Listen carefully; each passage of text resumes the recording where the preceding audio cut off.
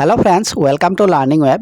আজি আমি CTETৰ Assamese লেংগুৱেজৰ পেডাগগীৰ question কেইটামান ডিছকাছ কৰিম। ইয়াৰ আগতে মই এটা ক্লাছ দিছোঁ পেডাগগীৰ ওপৰত, আৰু এইখন প্ৰিভিয়াছ ইয়াৰ পেপাৰ হয়, 2023 হয়, আৰু এইখন লেংগুৱেজ 1 আৰু পেপাৰ 1 হয়। আমি পাঁচটাকৈ পেডাগগীৰ কুৱেশ্যন আমি আলোচনা কৰি যাই আছোঁ, আৰু ইয়াতে প্ৰশ্নৰ লগতে মই ডিটেইলছখিনি মই বুজাই দি আছোঁ। আহক ক্লাছটো আৰম্ভ কৰোঁ। ইয়াতে 96ৰ পৰা আছে, যিহেতু পাঁচটা কুৱেশ্যন আগতে মই ডিছকাছ কৰিছোঁ। ইয়াতে প্ৰথম প্ৰশ্নটো চাই লওঁ যে পঞ্চম মানৰ ছাত্ৰ মনজিতে নিজৰ শিক্ষক বন্ধু আৰু দুবছৰীয়া শিশু এটাৰ সৈতে কথা পাতোঁতে ভিন ভিন ধৰণে ভাষাৰ ব্যৱহাৰ কৰে। অৰ্থাৎ সামাজিক পৰিস্থিতি অনুসৰি ভাষাৰ ব্যৱহাৰ মনজিতে জানে। মনজিতৰ ভাষা ব্যৱহাৰৰ এই বৈশিষ্ট্যটো হৈছে, এটা অপশ্যনখিনি চাই লওঁ আমি। অপশ্যন 1ত আছে কথন কাৰ্য, অপশ্যন 2ত আছে স্বাভাৱিকবাদ বা প্ৰকৃতিবাদ, অপশ্যন 3ত আছে শব্দাৰ্থ অধ্যয়ন বিদ্যা, আৰু অপশ্যন 4ত আছে প্ৰয়োগবাদ বা বাস্তৱবাদ। ইয়াতে চাব, ইয়াত কি কৈছে যে পঞ্চম মানৰ ছাত্ৰ মনজিতে নিজৰ শিক্ষক আৰু বন্ধু বা দুবছৰীয়া শিশু এটাৰ সৈতে কি কৈছে যে কথা পাতোঁতে ভাষাৰ ব্যৱহাৰ ভিন ভিন ধৰণে কৰে। ইয়াত কোৱা নাই যে ভিন ভিন ভাষাৰ ব্যৱহাৰ কৰে, সেইটো কোৱা নাই। ভাষাৰ ব্যৱহাৰ যে একেটা ভাষাৰে ব্যৱহাৰ বিভিন্ন পৰিস্থিতিত বেলেগ বেলেগ ধৰণে কৰে। তো এই ক্ষেত্ৰত কি হ'ব? ইয়াৰে শুদ্ধ উত্তৰটো হ'ব অপশ্যন 4 হ'ব প্ৰয়োগবাদ বা বাস্তৱবাদ, কাৰণ বাস্তৱ পৰিস্থিতিত ভাষাৰ ব্যৱহাৰ মনজিতে ভালদৰে জানে। তো অপশ্যন 4 হ'ব শুদ্ধ উত্তৰ। ইয়াৰে পিছত আছে কুৱেশ্যন নম্বৰ 97ত আছে, এগৰাকী মাকে লক্ষ্য কৰিছে যে তেওঁৰ শিশুটিৰ কেতিয়াও ঘৰৰ ডাঙৰৰ মুখত বা সহোদৰৰ মুখত নুশুনা কথা কিছুমান কয়। মাকগৰাকী শিশুটিৰ এই কাৰ্যত বিমোৰত পৰিছে, কাৰণ তেওঁ বিশ্বাস কৰি আহিছিল যে শিশুৱে সদায় পৰিয়ালৰ মানুহ আৰু নিকট পৰিৱেশক অনুকৰণ কৰিহে ভাষা শিকে। মাকগৰাকীৰ এই ধাৰণাটো হৈছে, ইয়াতে অপশ্যনখিনি চাই লওঁ। অপশ্যন 1ত আছে বহুভাষিকতা, অপশ্যন 2ত আছে দেশীবাদ, অপশ্যন 3ত আছে আচৰণবাদ, আৰু অপশ্যন 4ত আছে গঠনবাদ। ইয়াতে চাব, মাকগৰাকীৰ এই ধাৰণাটো কি, সেই কথাটো সুধিছে। কাৰণ মাকে বিশ্বাস কৰিছিল যে শিশুৱে কেনেকৈ ভাষা শিকে, নিজৰ পৰিয়ালৰ পৰা বা ওচৰ চুবুৰীয়াৰ পৰা কথাবোৰ শুনি কিনে শিকে। সেইটো হৈছে মাকৰ বিশ্বাস। এই বিশ্বাসটোক কি বুলি জনা যায়?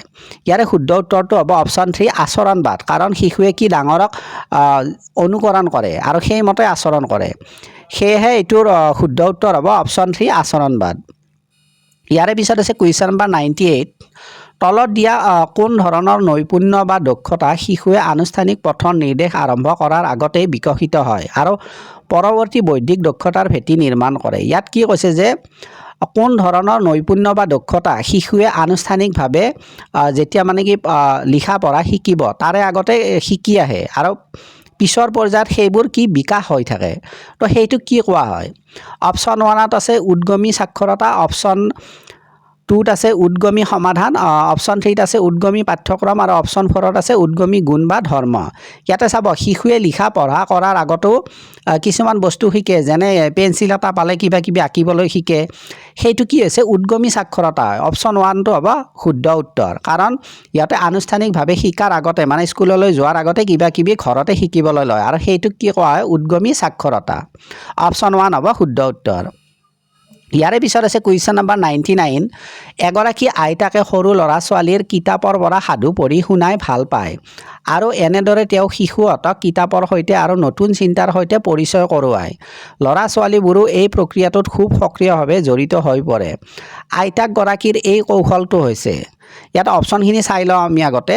অপশ্যন 1ত আছে ডাঙৰকৈ শব্দ কৰি কৰা পঠন, অপশ্যন 2ত আছে আদৰ্শ পঠন, অপশ্যন 3ত আছে অংশীদাৰী বা সমিলমিল পঠন, আৰু অপশ্যন 4ত আছে বচনমূলক পঠন। ইয়াৰে শুদ্ধ উত্তৰ হ'ব অপশ্যন 4 বচনমূলক পঠন। ইয়াত বচনৰ ব্যৱহাৰ হৈ আছে, কাৰণ আইতাকগৰাকীয়ে কি কৰিছিল যে সৰু ল'ৰা ছোৱালীৰ যিবোৰ মানে সাধুৰ কিতাপ আছে সেইবোৰ নিজে পঢ়িছিল, পঢ়ি শিশুবোৰক শুনাইছিল, আৰু শিশুবোৰে তাৰে লগত কি জড়িত হৈছিল, আৰু সিহঁতে ভাল পাইছিলে, সক্ৰিয়ভাৱে তেওঁলোকে জড়িত হ'ব পাইছিলে শিশুসকলে।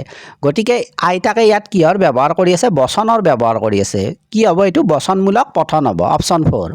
ইয়াৰে পিছত আছে কুৱেশ্যন নম্বৰ 100ত কি আছে আমাৰ, যে পঠন শিকাবৰ কাৰণে বৰ্ণ আৰু ধ্বনিৰ দৰে প্ৰাৰম্ভিক বা মৌলিক বিষয়েৰে আৰম্ভ কৰা এক শিক্ষণৰ অধিগম বা পদ্ধতিটোক কি বুলি জনা যায়, য'ত শিশুক ধ্বনি লগাই শব্দ গঠন কৰিবলৈ শিকোৱা হয়। ইয়াত কি কৈছে যে পঠন শিকাবৰ কাৰণে বৰ্ণ আৰু ধ্বনিৰ দৰে প্ৰাৰম্ভিক বা মৌলিক বিষয়বোৰ প্ৰথমতে কি কৰা হয়? আৰম্ভ কৰা হয়, আৰু তাৰে পিছত কি কিছুমান ধ্বনি লগাই আমি শব্দ গঠন কৰিবলৈ শিকোৱা হয় ল'ৰা ছোৱালীক যে প্ৰথমতে আমি ধ্বনি লগাওঁ তাৰে পিছত প্ৰথম শব্দ গঠন কৰি কেনেকৈ পঢ়িব লাগে বা মাতিব লাগে সেই বিষয়ত শিকাওঁ আমি জানো যে ধ্বনি হৈছে আটাইতকৈ সৰু যে ধ্বনি লগাই আমি শব্দ এটা গঠন কৰোঁ আৰু তেনেকৈ শিকোঁ যে এই প্ৰক্ৰিয়াটো কি বোলা হয় অপশ্যন 1ত আছে গঠনাত্মক পদ্ধতি অপশ্যন 2ত আছে অধোমুখী বা নিম্নগামী পদ্ধতি অপশ্যন 3ত আছে ঊৰ্ধ্বমুখী পদ্ধতি আৰু অপশ্যন 4ত আছে সামগ্ৰিক ভাষা পদ্ধতি তো ইয়াৰে শুদ্ধ উত্তৰ হ'ব অপশ্যন 3 কি হ'ব ঊৰ্ধ্বমুখী পদ্ধতি কাৰণ ইয়াত সৰুৰ পৰা ডাঙৰলৈ গৈ আছে ধ্বনি হৈছে আটাইতকৈ সৰু আমি